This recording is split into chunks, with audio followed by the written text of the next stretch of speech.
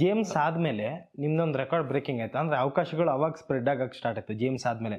Appu sir ನೀವು ನೋಡಿದಂತೆ ಸೆಟ್ಗಳಲ್ಲಿ fight ಸೀನ್ಗಳಲ್ಲಿ ಹೇಗೆ ಹೇಗೆ ಕಾಣಿಸ್ತಿದ್ರು ಸರ್? ತುಂಬಾ ಆಕ್ಟಿವ್ ಪರ್ಸನ್. ನಾನು ಒಂದ್ಸತಿನೂ ಅವ್ರು ಡಲ್ ಆಗಿ ಕೂತ್ಕೊಂಡಿದ್ದಾಗ್ಲಿ ನಾರ್ಮಲ್ ಆಗಿ ಇರೋದಾಗ್ಲಿ ನೋಡ್ಲೇ ಇಲ್ಲ. ಓಕೆ ಸರ್ ಅವರು ಯಾವತ್ತು ಆ ಸೆಟ್ಟಿಗೆ ಬಂತಂದ್ರೆ ಒಂದ್ಸತಿ ಎಲ್ರಿಗೂ ಸ್ಮೈಲ್ ಮಾಡೋರು, ಎಲ್ರಿಗೂ ಹಾಯ್ ಮಾಡೋರು. ಮತ್ತೆ ನಿಂತ್ಕೊಂಡಾಗ ಅವ್ರು ನಾರ್ಮಲ್ ಆಗಿ ನಿಂತ್ಕೊಂಡ್ರೆ ಮೈಕೈ ಹೆಂಗ್ ಆಡಿಸ್ತಾನೆ ಇರೋರು. ನಾನು ಕಂಡಾಗ ನೋಡಿ ಒಂದು ಹೆಚ್ಚು ಕಮ್ಮಿ 17 ದಿನ ಅವ್ರ ಜೊತೆ ಜರ್ನಿ ಮಾಡಿದೀನಿ ನಾನು. ಅಷ್ಟು ಸರ್, ಅಷ್ಟೇ ಆಕ್ಟಿವ್ ಪರ್ಸನ್. ಮತ್ತೆ ಎಲ್ಲಾದ್ರೂ ಅವರು ಟೀ ಕುಡಿತಿರ್ಬೇಕಾದ್ರೆ ಅಕ್ಕಪಕ್ಕ ಯಾರೋ ಕೂತ್ಕೊಂಡಿದ್ದಾಗ ನಾವ್ಯಾರೋ ಆರ್ಟಿಸ್ಟ್ಗಳೆಲ್ಲ ನಿಂತಿದ್ರೆ ಮಾತಾಡ್ತಿದ್ರೆ ಕೂತ್ಕೊಳ್ಳಿ ಅಂತ ಚೇರ್ ಹಾಕ್ಸೋರು. ಅವ್ರ ಹುಡುಗರ ಹತ್ರ ಟೀ ಕೊಡ್ರಪ್ಪ ಅಂತ ಇದ್ ಮಾಡೋರು. ನಾವ್ ಬೇಡ ಅಂತ ಇದ್ರು ಎಲ್ಲ ಕುಡೀರಿ ಅಂತ ವ್ಯಕ್ತಿತ್ವ ಸರ್. ಓಕೆ ಓಕೆ ನಮ್ಗೆ ಅದನ್ನೆಲ್ಲ ಮರೆಯಕ್ಕೆ ಆಗಲ್ಲ.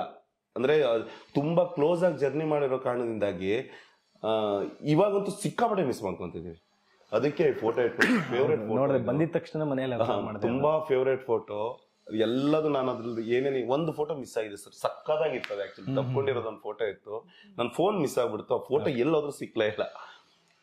ಇಷ್ಟು ಫೋಟೋ ಸಿಕ್ಕಿತ್ತು. ನಾನು ಇದನ್ನೊಂದು ಫ್ರೇಮ್ ಮಾಡಿಸಿ ಇಟ್ಕೊಂಡಿದ್ದೀನಿ. ಆ ಸ್ಮೈಲ್ ಸಿಕ್ಕಾಪಟ್ಟೆ ಇಷ್ಟ ಸರ್ ಅಪ್ಪು ಸರ್ದು. ಬಂದ್ ಮನೆಗೆ ಬಂದ ತಕ್ಷಣ ಅದೇ ಅಬ್ಸರ್ವ್ ಮಾಡಿದ್ದೆ. ಯಾವತ್ತು ಹೊರಗಡೆ ಹೋಗ್ತಾ ಫಸ್ಟ್ ನೋಡ್ಕೊಂಡು ಹೋಗೋದು ಆ ಸ್ಮೈಲ್. ಎಲ್ಲಿಗೆ ಹೋಗ್ತಾನು. ಓಕೆ